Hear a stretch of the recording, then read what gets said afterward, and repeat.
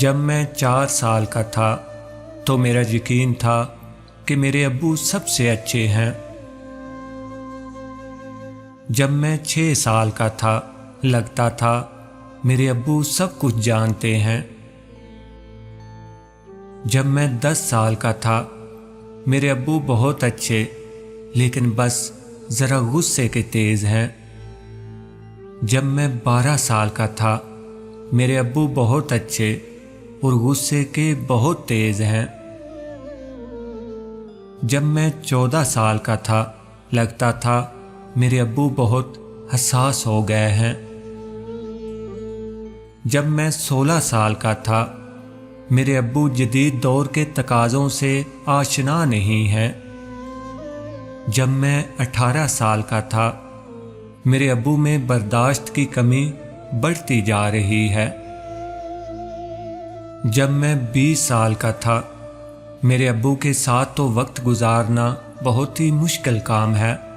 پتہ نہیں امی بیچاری کیسے ان کے ساتھ اتنی مدت سے گزارا کر رہی ہیں۔ جب میں 25 سال کا تھا لگتا تھا میرے ابو کو ہر اس چیز پر اعتراض ہے جو میں کرتا ہوں۔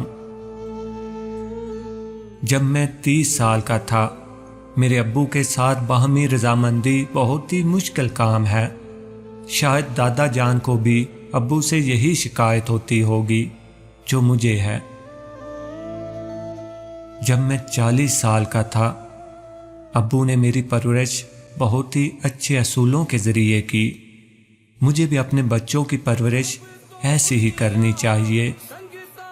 جب میں 45 سال کا تھا مجھے حیرت ہے کہ ابو نے ہم سب کو کیسے اتنے اچھے طریقے سے پالا پوسا۔ جب میں 50 سال کا تھا میرے لیے تو بچوں کی تربیت بہت ہی مشکل کام ہے۔ پتہ نہیں ابو ہماری تعلیم و تربیت اور پرورش میں کتنی اذیت سے گزرے ہوں گے۔ جب میں 55 سال کا تھا میرے ابو بہت دانا اور دور اندیش تھے اور انہوں نے ہماری پرورش اور تعلیم و تربیت کے لیے بہت ہی زبردست منصوبہ بندی کی تھی۔ اور جب میں 60 سال کا ہوا مجھے احساس ہوا کہ میرے ابو سب سے اچھے ہیں۔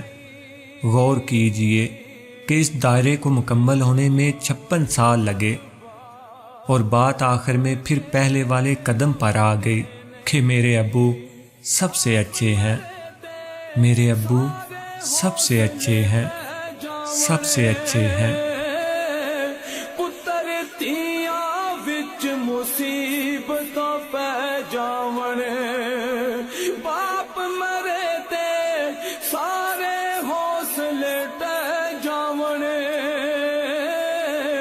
پتر تیاں وچ مصیبتاں پہ جاون، لوت پرائے کدی بھی نیڑے لگدے نہیں۔